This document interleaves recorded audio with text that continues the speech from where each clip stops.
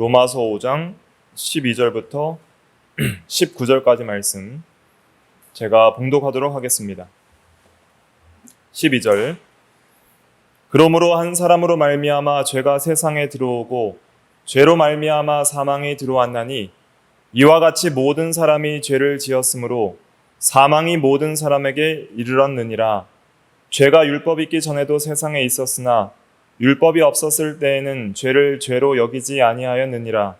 그러나 아담으로부터 모세까지 아담의 범죄와 같은 죄를 짓지 아니한 자들까지도 사망이 왕노릇하였나니 아담은 오실자의 모형이라.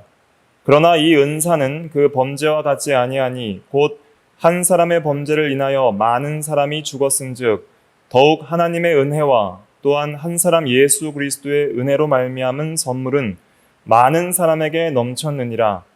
또 이 선물은 범죄한 한 사람으로 말미암은 것과 같지 아니하니 심판은 한 사람으로 말미암아 정죄에 이르렀으나 은사는 많은 범죄로 말미암아 의롭다 하심에 이름이니라. 한 사람의 범죄로 말미암아 사망이 그 한 사람을 통하여 왕노릇하였은즉 더욱 은혜와 의의 선물을 넘치게 받는 자들은 한 분 예수 그리스도를 통하여 생명 안에서 왕노릇하리로다. 그런즉 한 범죄로 많은 사람이 정죄에 이른 것 같이 한 의로운 행위로 말미암아 많은 사람이 의롭다 하심을 받아 생명에 이르렀느니라. 한 사람이 순종하지 아니함으로 많은 사람이 죄인 된 것 같이 한 사람이 순종하심으로 많은 사람이 의인 되리라. 아멘. 이 시간 말씀의 제목은 저번 시간에 이어서 계속 아담과 그리스도 두 번째 시간으로서 말씀을 증거하도록 하겠습니다. 이 세상에는 죄와 사망이 가득합니다. 동서고금을 막론하고 죄가 없는 시대는 없었고 또 모든 사람은 다 죽게 되는 것이죠. 그리고 이 죄의 기원은 한 사람으로 말미암고 사망의 기원도 한 사람 아담으로 말미암는다고 성경은 말하고 있습니다. 12절 말씀 같이 한번 읽어볼게요. 시작.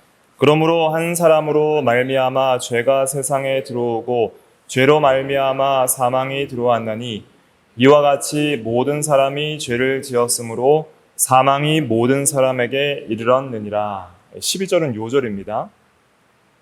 한 사람은 아담을 가리키는데 그 아담으로 말미암아 죄가 세상에 들어왔습니다. 죄는 무엇이냐면 죄는 불순종이 죄입니다. 하나님의 거룩한 율법 위반, 하나님의 거룩한 율법 위반이 죄입니다. 19절에 보면 한 사람이 순종하지 아니함으로 많은 사람이 죄인 된 것 같이라고 하고 있습니다. 순종하지 않은 것이 죄라고 말하고 있는 것이죠. 순종은 의고요. 불순종, 순종하지 아니함은 죄입니다. 하나님께서 명하신 도덕적 법칙인 거룩한 율법을 범한 것이 죄이죠. 아담은 거룩하고 의롭게 창조된 도덕적 피조물이었습니다. 그런데 그 아담이 불순종함으로 말미암아 최초로 죄가 세상에 들어오게 됩니다. 그리고 그 죄의 결과는 사망입니다. 죄의 싹은 사망이라고 6장 23절에도 말하고 있는데 죄를 지으면 반드시 죽게 됩니다. 죄에 대한 형벌이죠. 그래서 죄로 말미암아 아담은 범죄한 즉시 죽었습니다. 육신은 살아 있었지만 영적으로 죽었고요. 결국에는 930세를 살고 육신도 죽었습니다. 그래서 죄로 말미암아 사망이 들어왔습니다. 그런데 아담이 범죄했지 우리가 범죄한 것은 아닙니다. 그러나 이 한 사람의 죄와 한 사람의 죽음을 모든 사람의 죄와 모든 사람의 죽음으로 확장시키고 있습니다. 그래서 이와 같이 12절에 이와 같이 모든 사람이 죄를 지었으므로 사망이 모든 사람에게 이르렀느니라. 아담 한 사람의 죄를 모든 사람의 죄로 간주하고 여기고 있고요. 그리고 모든 사람은 죄인이기 때문에 당연히 사망도 모든 사람에게 이르게 됩니다. 그래서 우리가 부인할 수 없는 한 가지 중요한 진리와 사실은 모든 사람은 죽는다는 것이고 그 죽음의 원인은 죄라는 것입니다. 그러면 도대체 이 원죄의 정체는 무엇인가? 여기서 모든 사람이 죄를 지었으므로 할 때에는 사실 아담 한 사람이 있을 때에, 아담과 하와만 있을 때에는 모든 사람은 없었죠. 그런데 아담이 범죄할 때에 모든 사람이 죄를 지었다는 것은, 이것은 우리가 개인적으로 짓는 자범죄, 자기가 짓는 죄가 아니라 원죄를 가리킵니다. 원죄라는 것은 아담이 인류의 대표로 하나님의 계명을 어긴, 특별히 이 행위 언약의 그 계명을 어긴 최초의 죄를 가리키는 거예요. 그러면 아담 한 사람이 모든 사람에게 영향을 미치려면 아담은 반드시 대표성을 가져야 됩니다. 그러면 이 대표성을 가진다는 뜻이 무엇인지를 성경 신구약 전체를 통해 이해해야 되는데, 우리가 보통 쉽게 이해하는 방식은 저번 주에도 증거했듯이 아담은 모든 인류의 뭐예요? 조상이죠. 최초의 사람이기 때문에, 생물학적으로 최초의 근원이기 때문에 모든 인류의 대표가 됩니다. 근데 단지 그것만이 다라면은 왜 아담이 지은 최초의 죄만 모든 인류에게 전해질까요? 아담이 평생 지은 죄들도 다 유전돼야 되죠, 그렇죠? 그리고 아담 이후의 죄들도 다 전해줘야죠. 그리고 우리 윗세대 부모들의 죄도 전해줘야죠. 그리고 예수님도 엄밀하게 말하면은 아담의 후손인 마리아의 몸에서 태어났으니까 예수님도 어느 정도 죄성을 유전받을 수 있는 근거를 가지고 있잖아요. 그런데 예수님은 전혀 죄성을 물려받지 않아요. 그리고 아담 안에서 모든 인류는 전부 죄책과 죄악된 성품을 물려받아요. 죄책과 부패를 물려받는데 어떻게 이 일이 가능한 것인가? 우리가 아담 안에 있기 때문인데, 그것은 단순히 어떤 생물학적인 조상이기 때문만은 아니라, 그것도 포함하지만은 하나님과 아담 안에서 맺은 그 약속, 좀 더 성경적으로 말하면 언약이 있기 때문입니다. 그 언약 관계가 중요한 거예요. 그래서 어떤 언약의 관계가 맺혀져야만이 법적인 관계가 형성이 돼요. 예를 들면 제가 결혼하기 전에는 아내랑은 남남이었지만 그냥 결혼을 그냥 우리 둘이 그냥 했다고 해서 부부관계로 인정되는 건 아니죠. 반드시 뭘 해야지 부부관계로 법적으로 인정돼요? 혼인신고를 해야 되는 거예요. 혼인신고를 해야지 그 법적인 부부관계가 형성이 되고 이제는 공식적으로 우리는 부부로서의 권리와 의무를 가지게 되는 것이죠.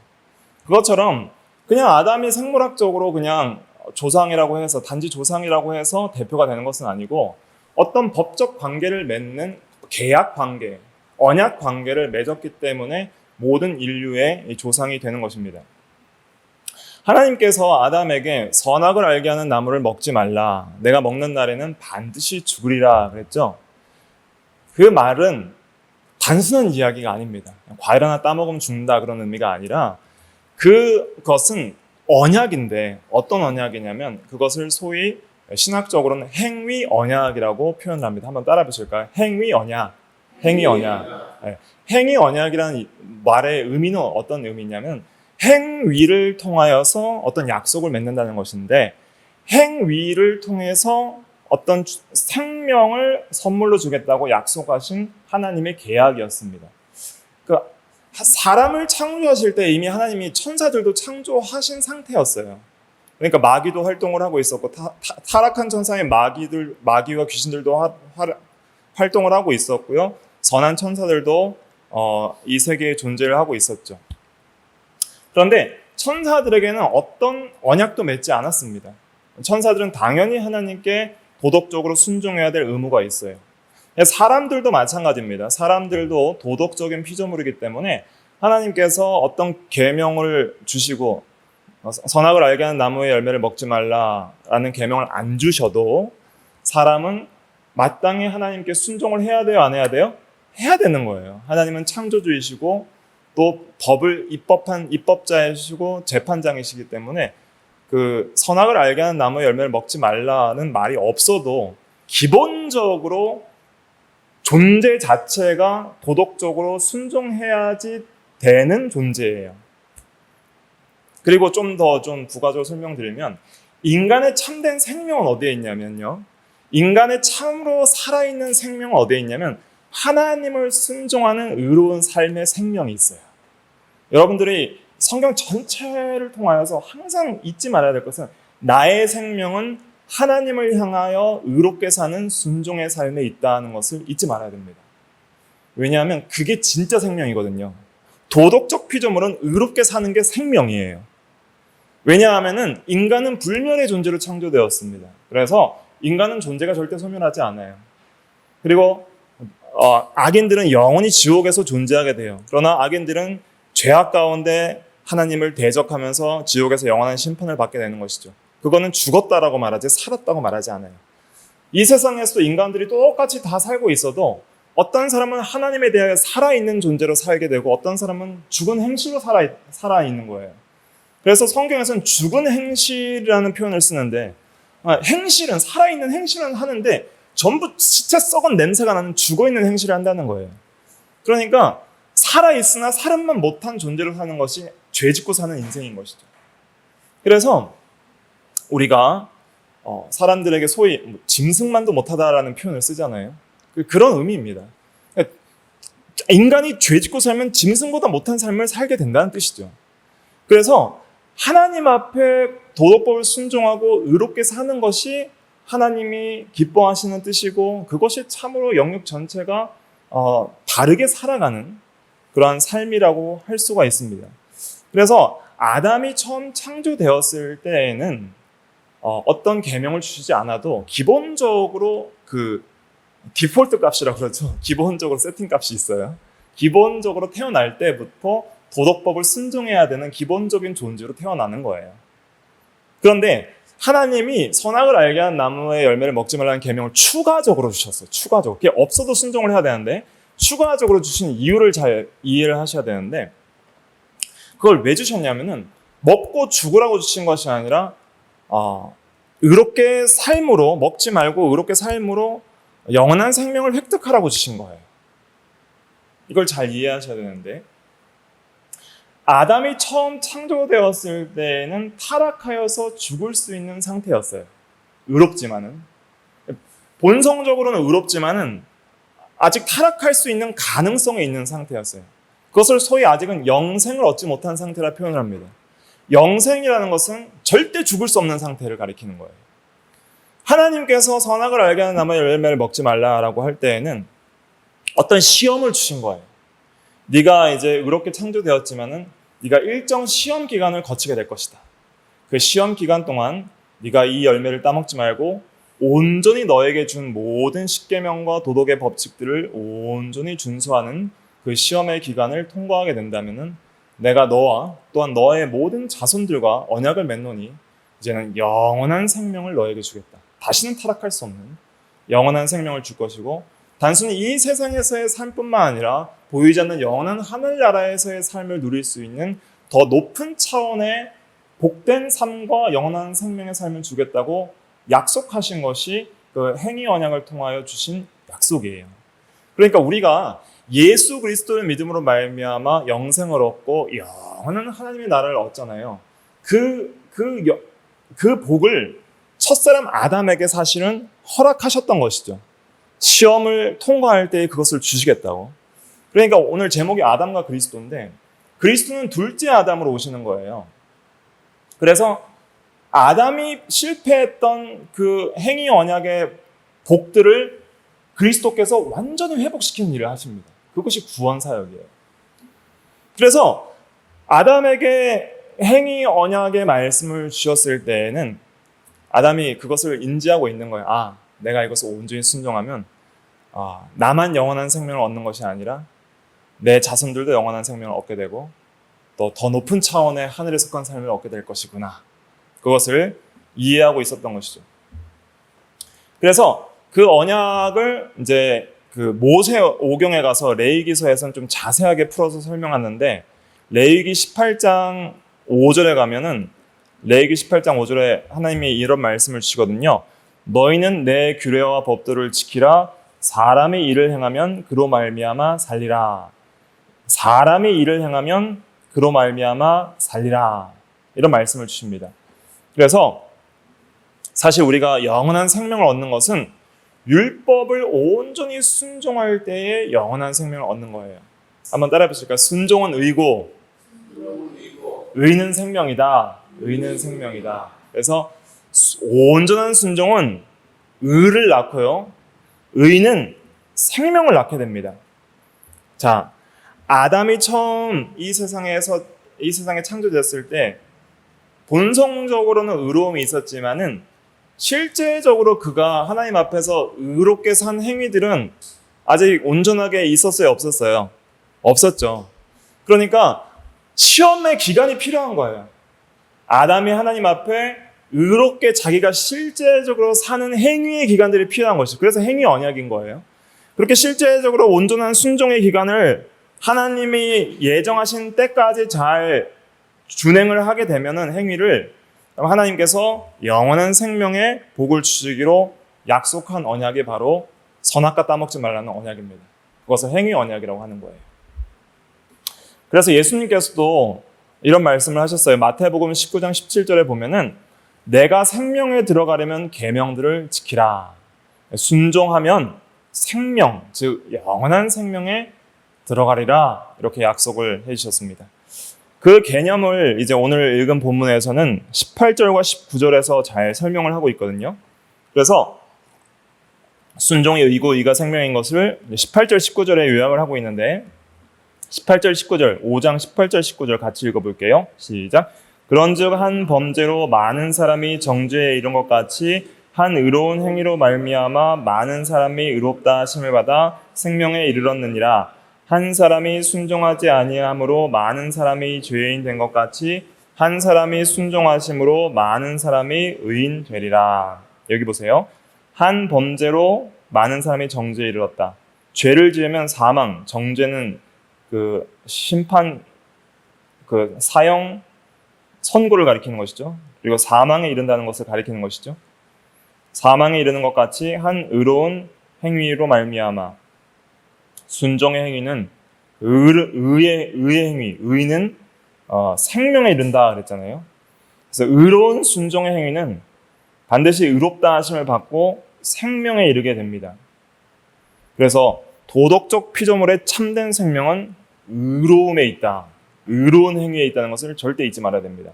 여러분들이 이 세상을 살아가면서 하나님 앞에 예수 믿고 의롭게 살아가면 생명을 누리게 될 거예요. 천국을 누리게 될 것이고. 그러나 불순종하고 죄악된 삶을 살아가면 죄악의 쾌락은 있겠지만 그 결국은 사망이 될 것이고 고통이 될 것입니다.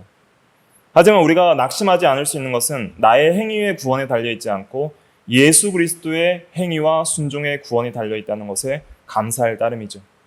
19절에도 보면 한 사람이 순종하지 아니함으로 많은 사람이 죄인 된 것 같이 불순종이 죄이고요. 또 한 사람이 순종하심으로 많은 사람이 의인 되리라. 순종이 의입니다. 계속 아담과 그리스도를 비교하고 있어요. 그러니까 아담이 실패한 행위 언약을 그리스도가 회복시키는 거예요. 그래서 예수 그리스도도 이 땅에 오셨을 때 율법 아래 나셨다라는 표현을 갈라디아에서 쓰게 되는데 그 의미는 무엇이냐면 행위 언약 아래 오셨다는 뜻입니다. 그리고 그 행위 언약에 실패한 모든 문제들을 그리스도께서는 해결하시고 행위 언약에 약속한 놀라운 생명과 영생의 복을 예수님께서 획득하시는 거예요. 그래서 첫사람 아담이 행위 언약을 맺을 때에는 그 언약은 아담 한 사람만을 위한 것이 아니라 아담 안에서 하와를 포함해서 모든 아담 안에서 난 인류와 맺은 언약이 행위 언약입니다. 그래서 아담은 그 언약 때문에 대표성을 갖게 되는 거예요. 대표성. 단순히 생물학적인 이유로 만이 대표성을 가지는 건 아닙니다. 분명히 생물학적으로 인류의 조상이기 때문에 대표의 자격이 있는 것도 맞아요. 하지만은 대표성을 가지게 되는 이유는 무슨 언약 때문이라고요? 따라해 보실까요? 행위 언약. 행위 언약. 네, 행위 언약 때문에 대표성을 가지게 되는 것입니다. 자, 그러면은 질문을 드릴게요. 이 행위 언약을 맺을 때 아담 안에 모든 인류와 맺은 거예요. 아직 태어나지 않았지만 그 모든 인류와 행위 언약을 맺을 때 그 안에 예수 그리스도는 있었어요, 없었어요? 있었어요, 없었어요? 행위 언약을 맺을 때 예수님이 있었어요, 없었어요? 없었어요. 없었어야지 예수님은 원죄를 안 가지시는 겁니다.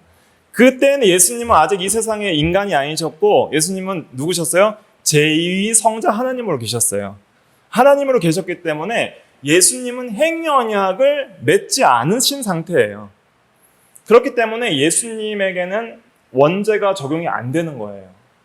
그래서 루이스 볼코프도 그의 조직신학에서 이 언약적 관계 때문에 예수님은 그 행위 언약 안에 있지 않았기 때문에 원죄가 적용될 수 없다고 성경적으로 잘 표현을 하는 것입니다.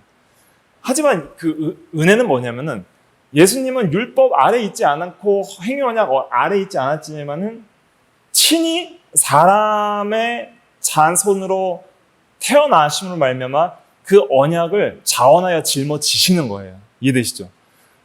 죄가 없으신 분이 그 언약을 자원하여 짊어지셔서 자기가 이제 새로운 성도와 택자의 대표로서 그 언약의 실패를 통한 죄와 사망의 문제를 자기 육체로 해결을 해버리시는 것이 구원의 은혜입니다. 이 개념을 정말 깊이 묵상하셔야 됩니다. 그래야지 예수님을 통해서 우리에게 주어지는 놀라운 은혜가 얼마나 풍성한 것인지를 깊이 이해할 수가 있는 거예요. 피상적으로 보면은 쉽겠지만은 깊이가 없어요. 그래서 이 예수님께서는 우리 택한 백성과 참된 성도의 대표로 오시게 되는데요. 이제 동정녀 마리아, 처녀의 몸에서 성령으로 잉태되었기 때문에 생물학적으로 아담의 죄를 유전받지도 않아요. 하나님의 성령으로 초자연적인 잉태를 했기 때문에 생물학적인 유전도 없고, 그 다음에 예수님은 행위 언약을 맺을 당시에 이 세상에 태어날 아담의 생물학적 후손이 아니고, 또 그 행위 언약을 맺을 당시에 예수님은 그 언약 관계에 있지 않았기 때문에 언약적으로도 원죄를 가지지 않는 거예요. 그래서 예수님은 원죄를 가지지 않는 무죄한 상태로 이 세상에 태어나신 분인 것이죠. 그 분께서 우리의 죄를 대신 짊어지실 수 있는 거예요. 죄가 없어서야 죄를 짊어질 수 있죠. 해결하기 위해서. 그래서 예수님께서 이 땅에 오셔서 하신 일은 크게는 두 가지 일을 하시는 건데, 첫째는 뭐냐면은 행위 언약을 어긴 이후로 모든 아담과 그의 후손들에게는 죄가 있고 사망이 있잖아요. 그 죄 문제를 먼저 해결해야 되는 거예요. 행위 언약을 어긴 죄의 문제를 해결해야 되고, 그 다음에 그것만 해결해서 끝나면은 안 돼요. 행위 언약에서 약속한 영원한 생명을 획득하는 일까지 가야 되는 거예요. 그래서 예수님께서 이 세상에서 오셔서 하신 일은 먼저 아담 안에서 모든 인류가 가지게 된 그 죄를 택한 백성들을 대신해서 짊어지시고 죽으셔서 이제는 그 죄를 사하시는 일을 첫째 하시고요. 그 다음에 아담이 실패한 일이 있잖아요. 실패한 일. 뭘 실패했어요, 아담은? 행위 언약 안에서 온전한 순종을 실패했죠. 그리고 그 온전한 순종을 통해서 획득해야 할 영생을 얻는 것을 실패한 거예요. 그러니까 예수님은 이 세상에서 온전한, 전생의 온전한 순종을 하심으로써 영생, 생명을 획득하는 거예요. 18절 다시 한번 읽어볼게요. 18절 시작. 그런즉 한 범죄로 많은 사람이 정죄에 이른 것 같이 한 의로운 행위로 말미암아 많은 사람이 의롭다 하심을 받아 생명에 이르렀느니라. 네, 여기서 많은 사람은 모든 인류, 한 범죄로 많은 사람 모든 인류를 가리키고요.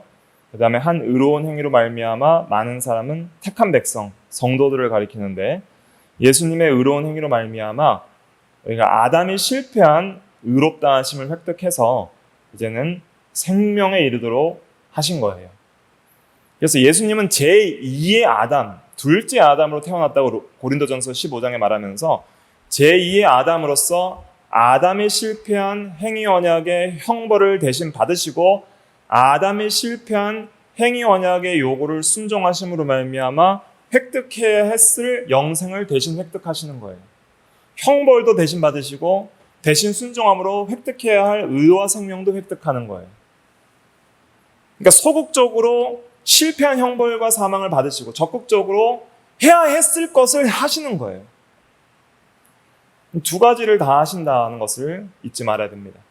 그러므로 예수를 믿음으로써 죄사함과 의롭다 하심을 받게 되고 영원한 생명도 받게 되는 것입니다. 그래서 그리스도는 제2의 아담으로서 이 세상에 우리 택한 백성들과 성도들을 위해서 오시게 되는 것이죠. 그래서 놀라운 구원의 은혜가 우리에게 적용되는 것입니다.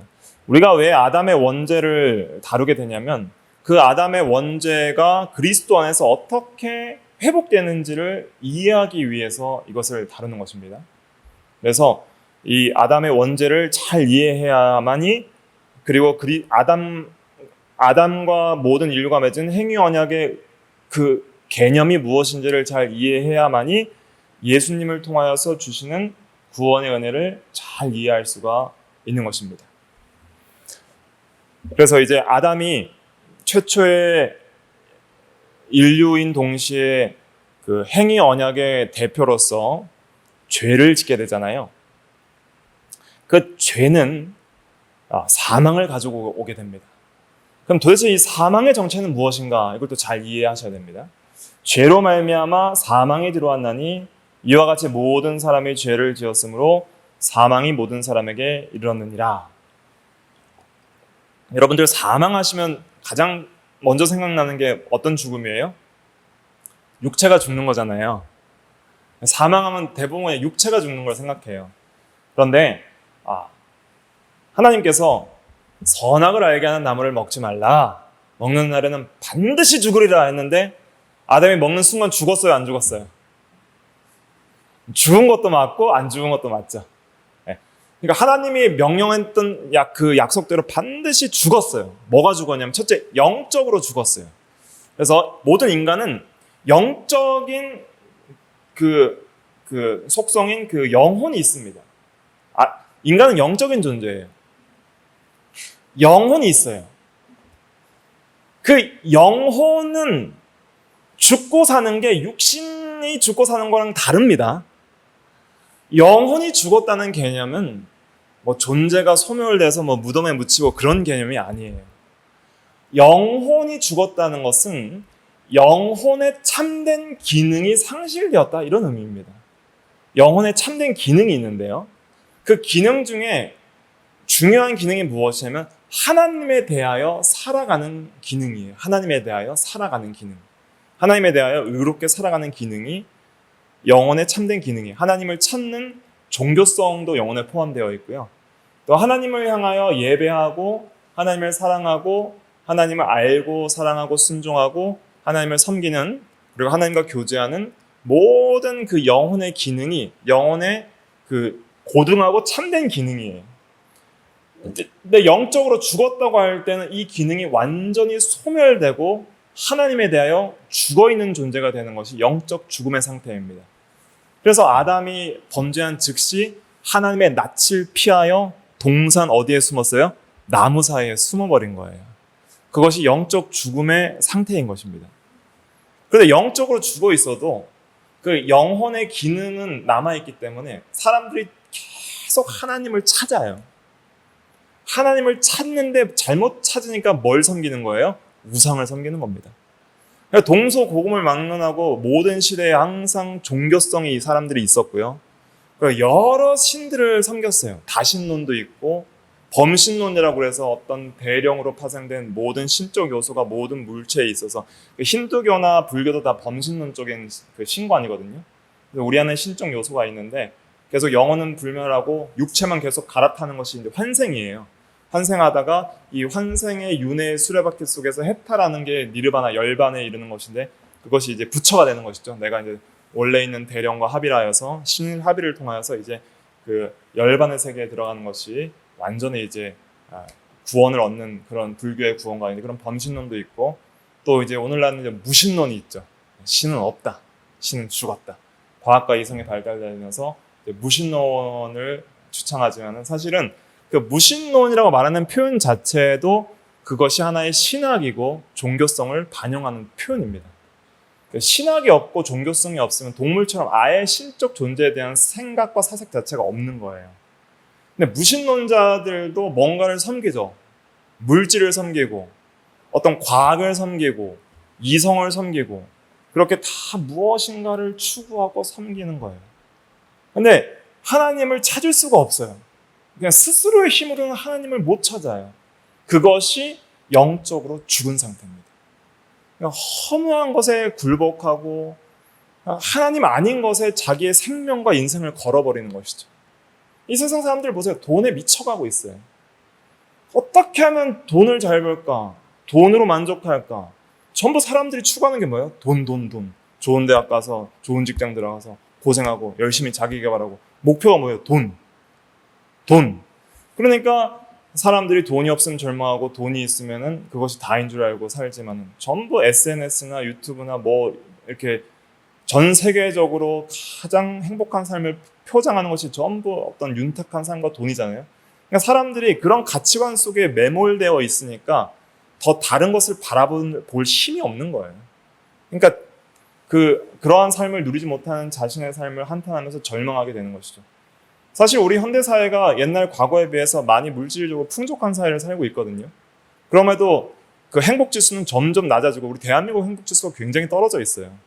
그것은 참된 가치와 생명과 기쁨을 모르는 삶을 살아가고 있기 때문입니다. 우리는 그리스도인들은 그런 세상적 가치에 매몰되어서 자기를 비참한 가운데 빠뜨려서는 안 됩니다. 우리는 더 높은 가치를 진리 안에서 찾고 추구해야 돼. 그것이 참 하나님이고 하나님의 말씀이고 그 다음에 그 하나님 안에서 의롭게 사는 삶에 있어요. 그리스도인의 참된 행복은 의롭게 사는 그 순종의 삶을 통하여 생명을 누림에 있어요. 그래서 예수를 믿는 모든 사람들은 참 하나님을 찾게 됩니다. 부인할 수 없는 현실이에요. 우리가 오늘 뭐 세상 사람들처럼 어디 향락을 즐기러 놀러 가지 않고 이 딱딱한 의자에 재미없는, 그러니까 인간적으로는 재미없는 설교를 듣는 이유는 그것이 영적인 기쁨이기 때문이죠. 우리가 하나님의 말씀을 보고 그 살아계신 하나님을 믿고 그 하나님 앞에 어떻게 하든지 믿음과 순종을 살아가려고 애를 쓰려고 지금 예배를 드리고 살아가고 있잖아요.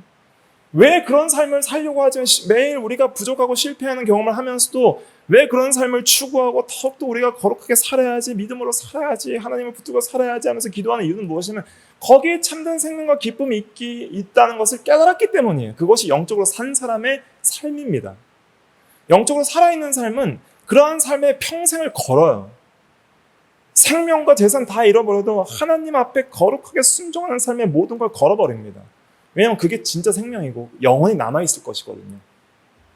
예수 그리스도를 통해서 주신 은혜는 바로 이러한 생명의 삶을 회복시키는 데 있는 거예요. 이러한 생명의 삶을 살아갈 수 있게 하시는 놀라운 은혜를 우리에게 주시는 겁니다. 그 은혜를 받은 자들은 이 은혜에 감격해서 살아가기를 힘쓰는 것이죠. 이 한 구절 한 구절 다 해야 되는데 제가 지금 말씀드린 내용을 요약한 게 뭐냐면은 17절이에요. 17절 같이 읽어볼게요. 5장 17절 시작. 한 사람의 범죄로 말미암아 사망이 그 한 사람을 통하여 왕노릇하였은즉 더욱 은혜와 의의 선물을 넘치게 받은 자들은 한 분 예수 그리스도를 통하여 생명 안에서 왕노릇하리로다. 그 아담의 범죄로 말미암아 사망이 한 사람을 통하여 우리에게 왕노릇하는데 이 사망은 단순히 육체적 죽음만을 가리키는 게 아니에요. 영적 사망의 상태를 가리키는 것이고 영원한 사망의 상태에 처할 수밖에 없는 비참한 현실을 가리키는 겁니다. 영적으로 죽어 있으니까. 사망이 왕노릇한다는 것은 한마디로 하나님 없는 삶을 살면서 우상 숭배하면서 죄악 가운데 왕노릇한다는 뜻입니다. 우상을 추구하면서 죄 짓고 사는 삶에 종노릇하는 거예요. 죄를 짓고 싶지 않아도 죄를 짓는 삶에 종노릇하는 인생이 바로 그 아담 안에서 전적으로 부패한 인생인 것입니다. 전적 부패라는 것은 죄밖에 지을 수 없는 상태라 그랬잖아요. 전적 부패나 영적 사망이나 동일한 뜻입니다. 죽었다는 것은 하나님에 대하여 죽었다는 것이고 의에 대하여 죽었다는 것이고 전적으로 부패했다는 뜻입니다. 영적 죽음은 전적 부패예요. 사망이 왕노릇한다는 것은 전적 부패한 성품과 죄성이 왕노릇한다는 뜻입니다. 그래서 모든 예수 그리스도 없는 인간들은 전부 아담 안에서 죄의 종노릇하게 되어 있어요. N번방 사건인가요? 조주빈 씨가 텔레그램에서 미성년자 성착취물을 유포하는 과정에서 박사장이죠.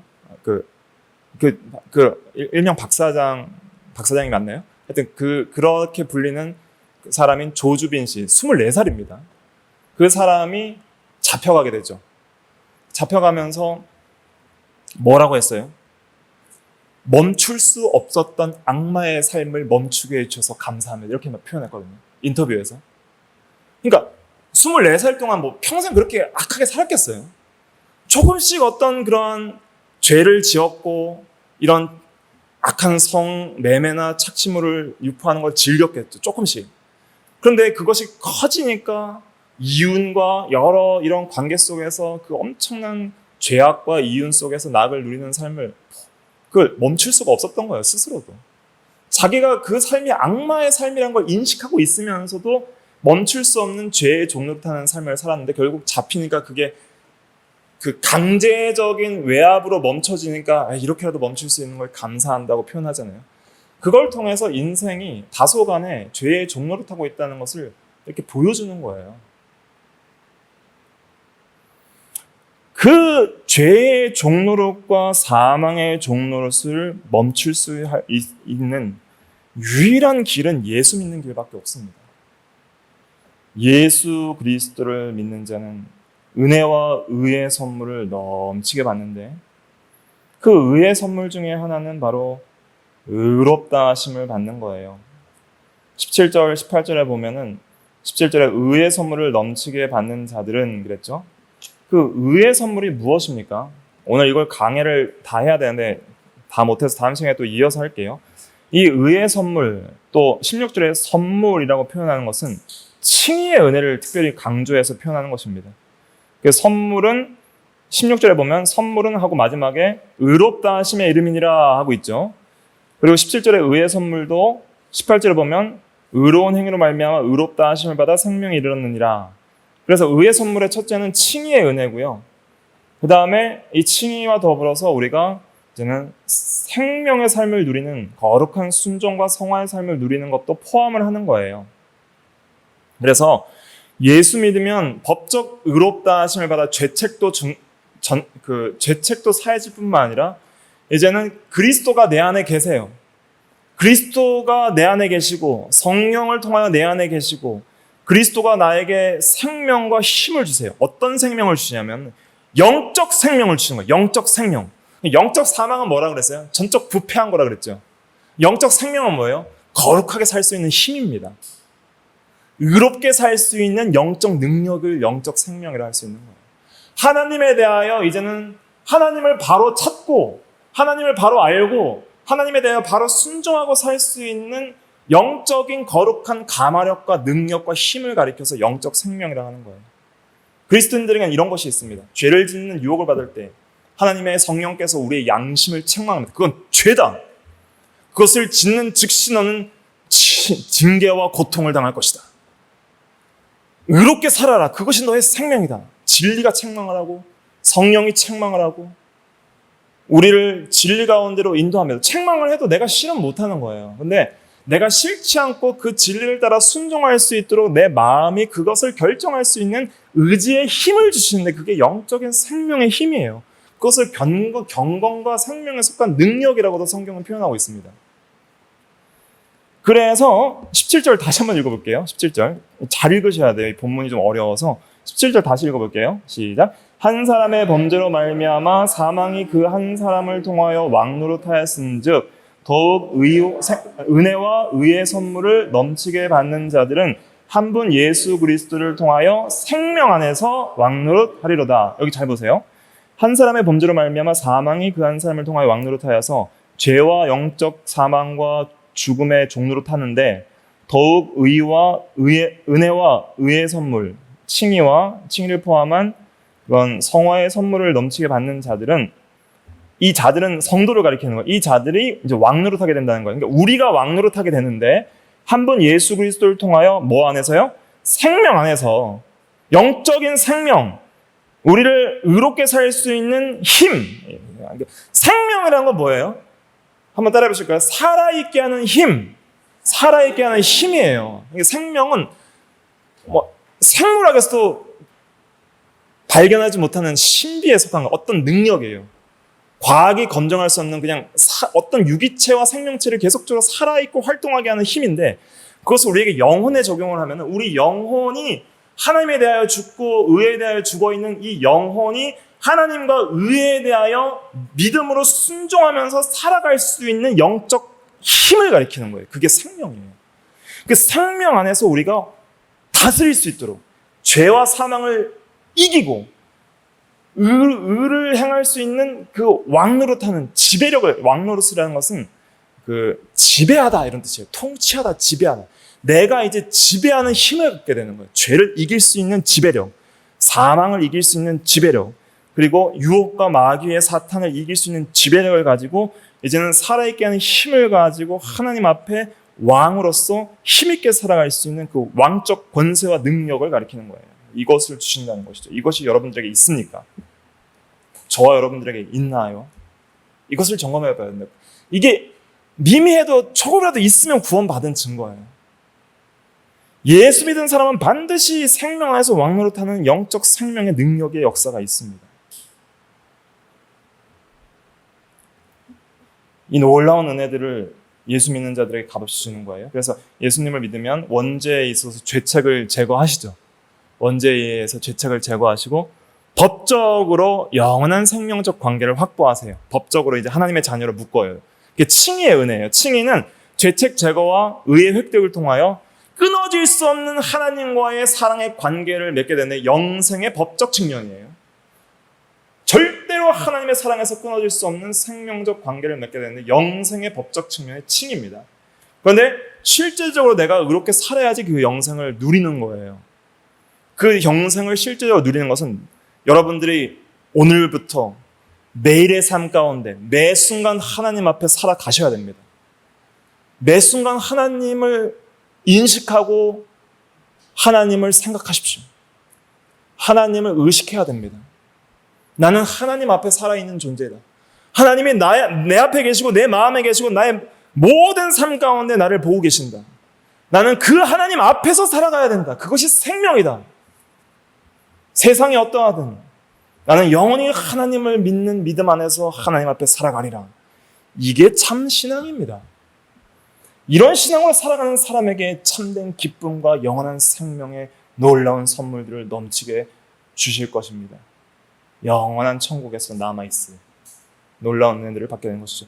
그리스도인의 참된 기쁨은 여기에 있는 거예요. 여러분들의 이 은혜가, 저와 여러분들의 이 은혜가 더욱더 넘치도록 우리가 더욱 진리 안에 거하고 성령 안에 인도를 받고 더욱더 기도에 힘을 쓰는 우리가 다 되어야 되겠습니다. 기도하겠습니다.